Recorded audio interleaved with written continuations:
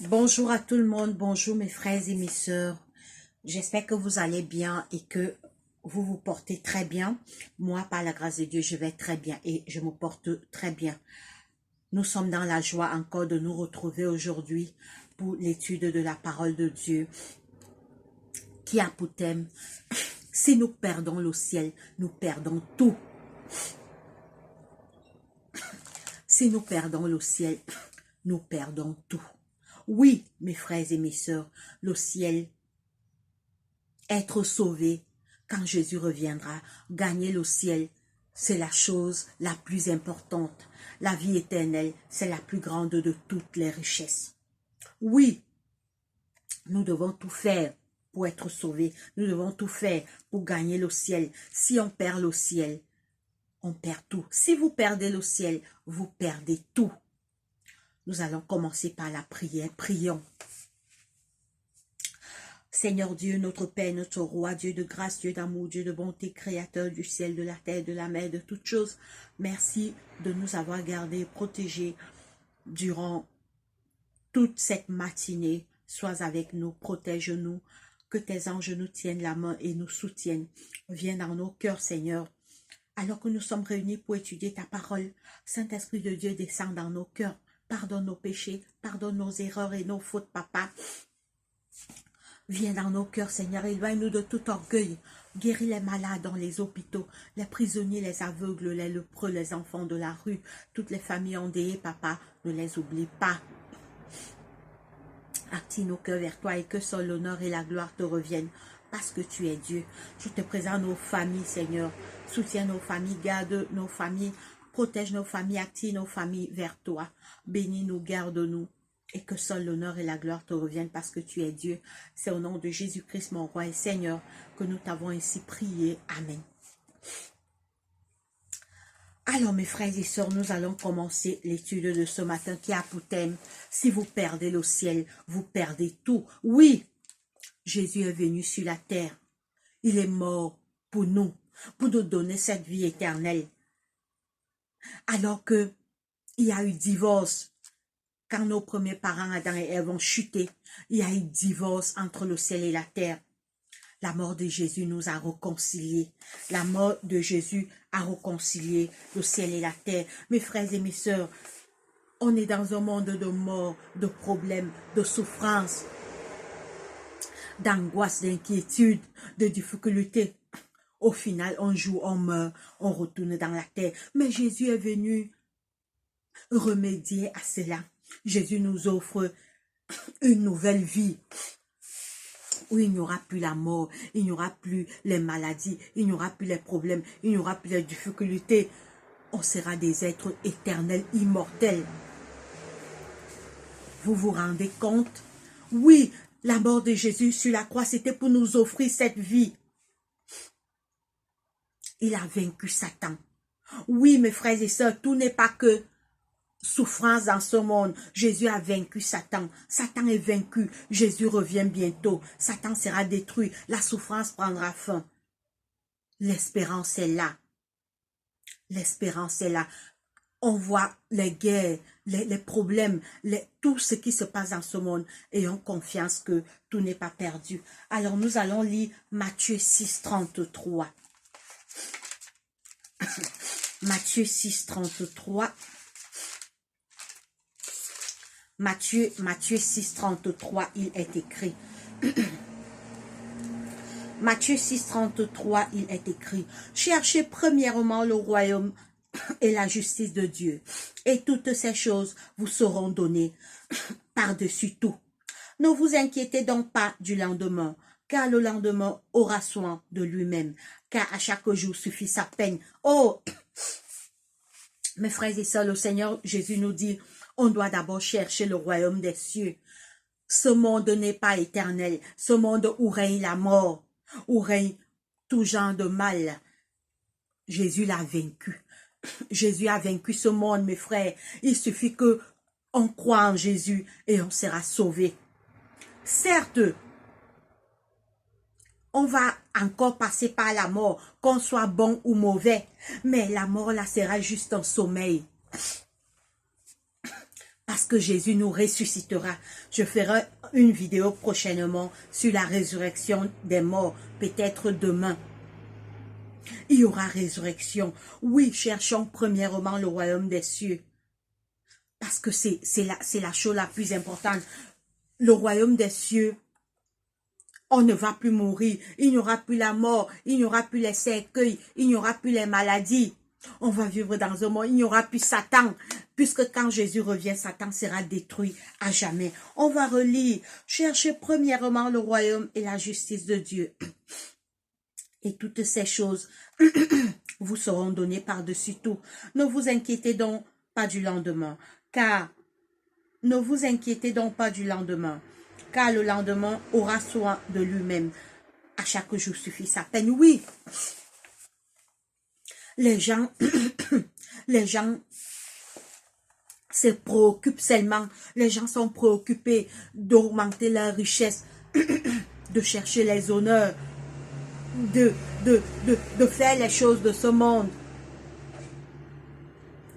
Mais on cherche peu la vie éternelle. Le temps est arrivé. Cherchons la vie éternelle. Ce monde est passager et poursuit du vent. Alors, nous allons lire maintenant Romains 8, 33. Romains 8, 33. Romains 8, 33. Alors, je vais... Romains 8... Pardon, 38. Romains 8, 38, il est écrit.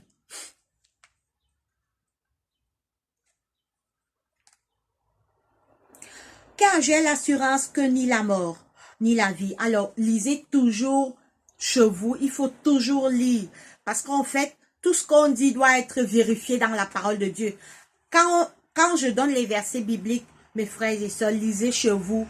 Parce que c'est la parole de Dieu qui est... Il est écrit. Il faut toujours avoir... Il est écrit dans sa vie. Moi, j'ai la version Louis II. Je vous conseille la version Louis II. L'ancienne version d'ailleurs. Parce qu'en fait, c'est la meilleure. L'ancienne version de Louis II est la meilleure. Car j'ai l'assurance que ni la mort, ni la vie, ni les anges, ni les dominations, ni les choses présentes, ni les choses à venir, ni les puissances, ni les hauteurs, ni les profondeurs, ni aucune autre créature ne pourra nous séparer de l'amour de Dieu manifesté en Jésus-Christ notre Sauveur. Oui! Rien ici-bas ne doit nous séparer de Dieu.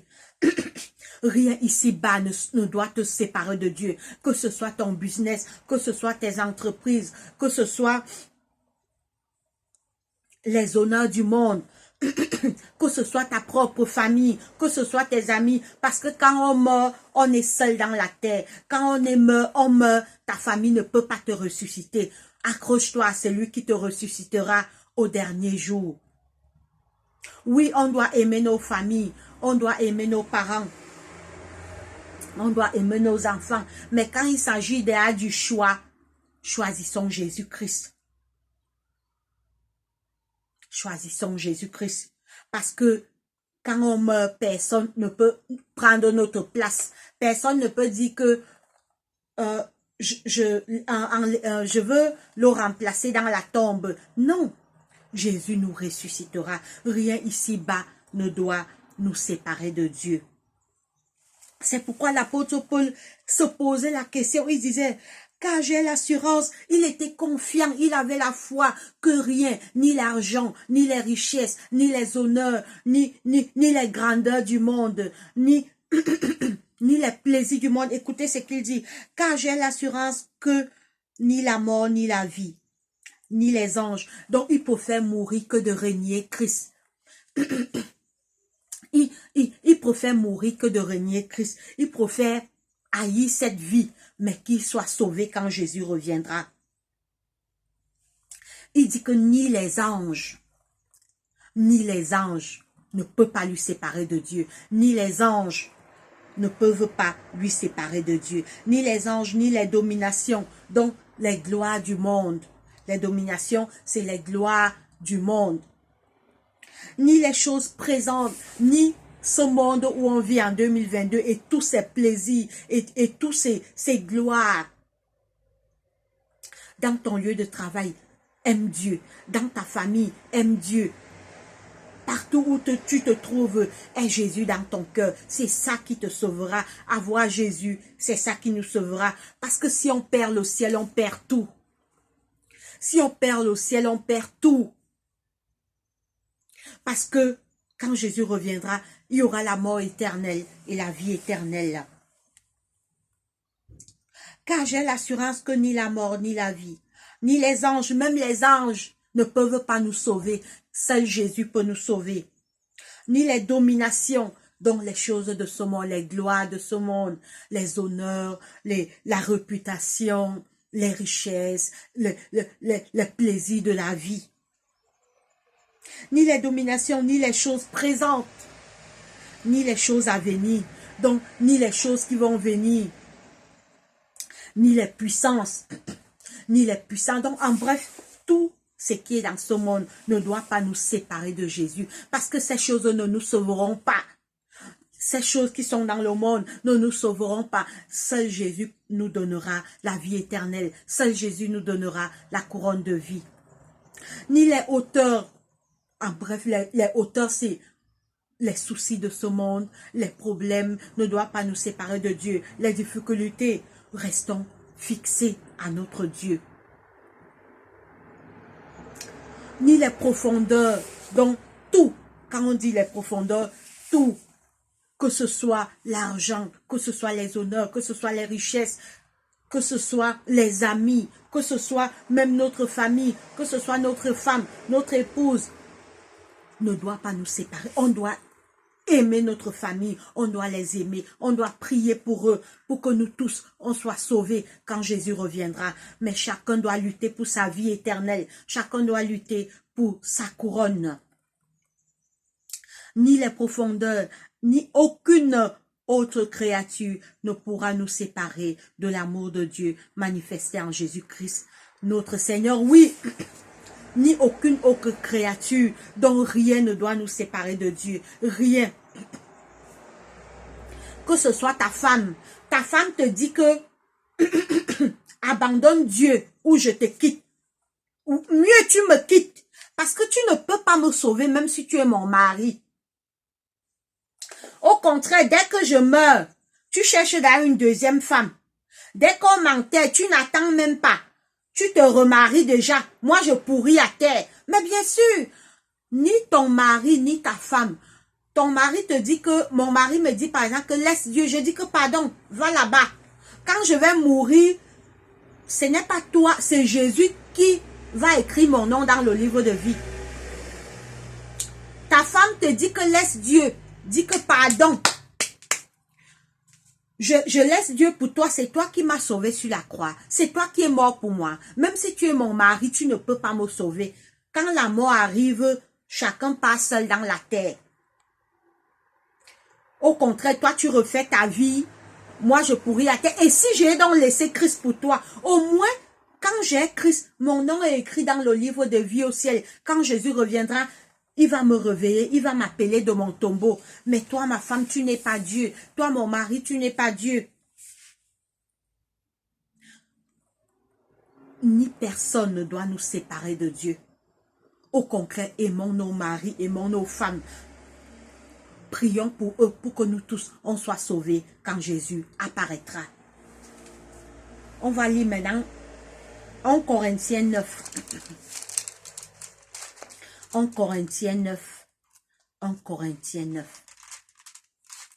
Alors, 1 Corinthiens 9. Alors, je suis à 2 Corinthiens. On va lire 1 Corinthiens 9. 1 Corinthiens 9, verset 30, 1 Corinthiens 9, verset 27. 1 Corinthiens 9, 27, il est écrit. 1 Corinthiens 9, 27, il est écrit. Mais je crains durement mon corps, et je le tiens assujetti, de peur d'être moi-même rejeté, après avoir prêché aux autres. L'apôtre Paul dit qu'il craignait durement son corps. afin qu'il ne reste pas. Mes frères et sœurs, Jésus revient bientôt. Tout ce qui se passe maintenant annonce le retour de Jésus. Traitez durement votre cœur, laissez le mal, revenez à Christ. L'espérance n'est qu'en Christ, l'espérance n'est qu'en Jésus. Jésus seul nous ressuscitera au dernier jour. Jésus nous protégera ici-bas. La fin de ce monde approche. Revenons à Dieu. Jésus nous tend sa dernière main. Jésus revient bientôt. C'est pourquoi l'apôtre Paul disait, « Mais je traite durement mon corps et je le tiens assujetti, de peur d'être moi-même rejeté après avoir prêché aux autres. » Oui, nous les chrétiens, nous ne devons pas seulement prêcher aux autres, nous devons nous examiner nous-mêmes, traiter durement notre corps, afin qu'on ne voit pas les autres partir au ciel, nous on reste. Oui, mes frères et sœurs, maintenant, si quelqu'un n'accepte pas Jésus, car on vit la fin des temps, on vit la fin du temps de grâce, il est temps de se repentir et d'accepter Dieu, parce que le temps est court. Oui, tous les signes que notre Seigneur nous avait donnés se réalisent. La fin de ce monde est proche. Acceptons Jésus-Christ. On va lire Philippiens 3, 8. Philippiens. On va lire Philippiens. Philippiens 3. Philippiens 3, 8. Philippiens. Alors, généralement, j'aime noter